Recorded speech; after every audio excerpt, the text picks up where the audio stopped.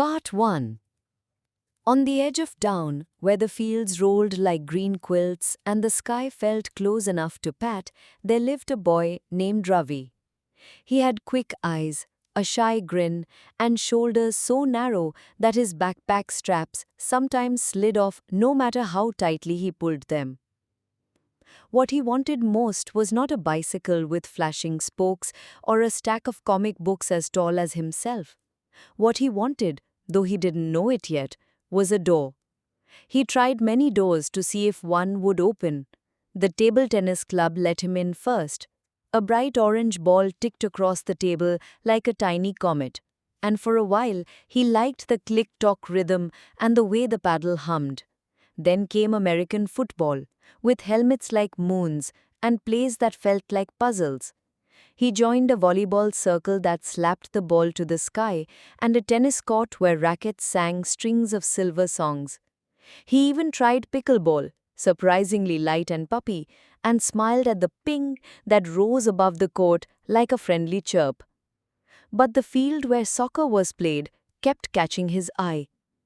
The goal at the far end stood like a pale rectangle of quiet, a big soft square with nets like spider silk. When the wind combed through, the threads whispered, "Hello," it seemed to say. "Hello, little brave one." Ravi started as a defender, counting blades of grass between his shoes and the ball, keeping himself in good places, learning how to listen for footsteps. He tried being a midfielder too, practicing quick passes that felt like bird calls. Both were exciting, but it was the goal that tugged at his heart.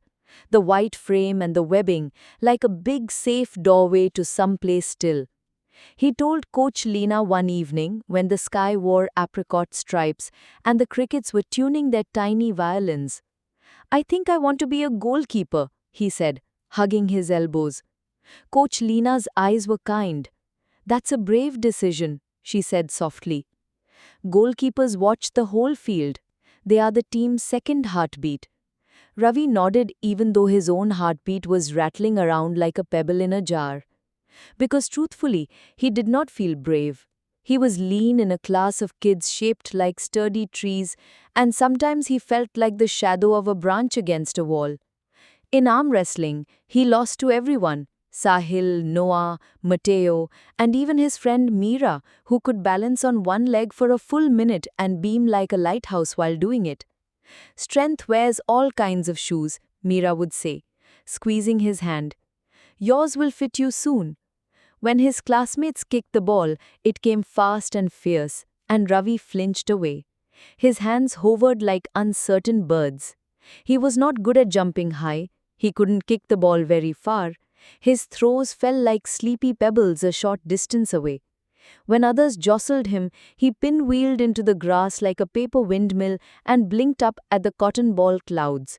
Sometimes accidentally, a player's shoe would nudge his shin during a tangle, and even with his guards on, the tap sent a buzzy ache along his bones.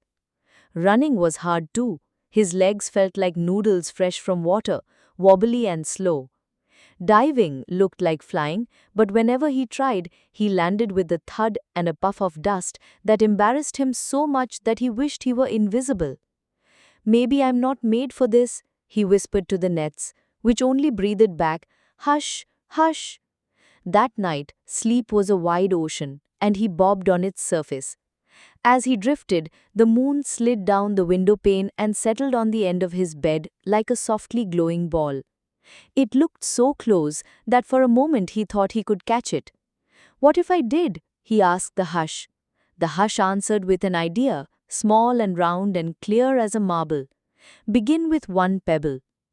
In the morning, Ravi gathered his pebbles, tiny steps that would make a path. He took a sheet of paper and with his favorite pencil, the one with the star eraser, he drew a big, gentle door. Around it, he drew 12 small stars. In each star he wrote something: an action, a promise, a wish. The first star read, push-ups, sit-ups, squats, planks.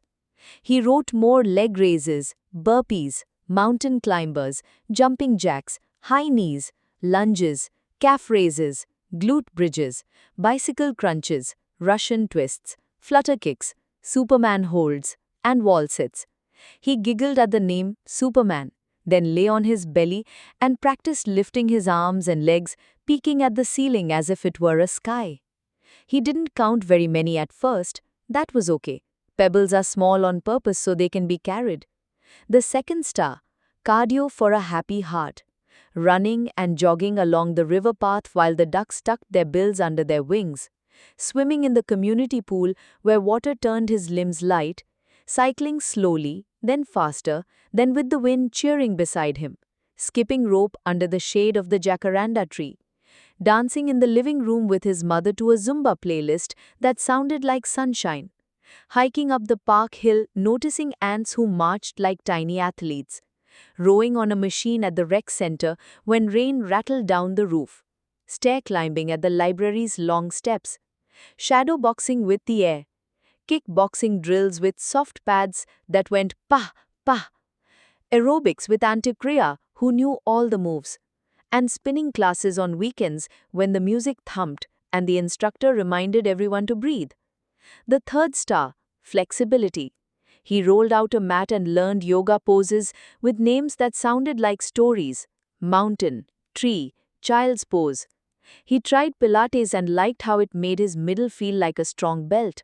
Before practice, he did dynamic stretches that swung gently like pendulums.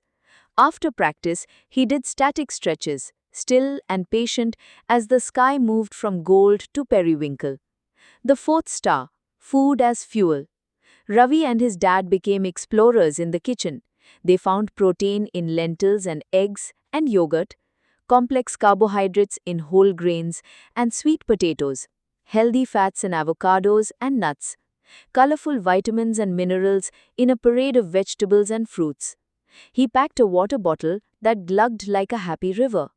From the 10th star, he added a promise: less sugar and junk food. He already knew this, but it deserved its own star, so he drew a little donut with a silly face and gave it a nap. See you sometimes, he told it kindly. The 5th star, goalkeeping drills. Catching with soft hands shaped like a W, scooping bouncing balls low to the ground, practicing throws, the roll, the bowl, the quick sidearm, kicks off the ground and from his hands, learning where to stand, where to step, how to make the goal look smaller to the shooter just by his position. He chalked little X's along the goal line and tiptoed from one to the next until his feet remembered better than his head. The 6th star, watch the masters. Each night after homework, he curled under a blanket and watched videos of great goalkeepers. Some sprang like cats, some were calm as lakes. He studied their hands, their steps, the way they listened to the ball. He played the clips in slow motion until he could hear the rustle of grass, the thump of leather, the deep hush of the crowd's held breath. He whispered, "Thank you for showing me," to players who would never hear him, but might have felt his gratitude anyway through some thin thread of connection. This 7th star, play. Not just during school, but with a local club where the coaches' voices were gentle and the cones were bright, and the scrimmages felt like puzzles that changed every minute. He signed up for small weekend tournaments that smelt like oranges and sunscreen. Each game was a chance to feel the ball approaching, to make friends with fear. The 8th star, believe. He taped this word to the back of his bedroom door so he could see it every morning. I believe I can learn. He didn't say he was already great. He didn't pretend. He chose a truer sentence. I can learn. He said the words before school while the toast popped up and again at night while the cricket violins tuned. The 9th star, practice every day. Some days were windy, some were too hot, some were filled with homework and piano lessons and busy grown-ups. Still he found a pebble of time and added it to his path. The 10th star, less sugar and junk food. He already knew this, but it deserved its own star, so he drew a little donut with a silly face and gave it a nap. See you sometimes, he told it kindly. The 11th star, sleep and rest. Ravi learned that muscles grow when they are quiet, that minds file their memories while the moon keeps watch. He tried to tuck in at the same time every night. He learned to breathe big balloon breaths that lifted his belly in through the nose and out through the mouth like waves. The 12th star: stay motivated. On hard days, he wrote down one good thing. Caught a high ball in practice. Jogged without stopping to the lamppost with the sticker. Meera taught me how to land softer. He read his list when the wind in his head blew too loud. The first weeks were a tangle of fumbles. The ball still zoomed. His throw still thud short. He tripped over his own feet during a drill and giggled so hard that he had to sit down on the grass. "I'm a wobbly foal," he told Coach Lena, who laughed and neighed softly. "And falls grow into strong horses," she reminded him. "Keep trotting." The falls didn't stop right away. In a scrimmage,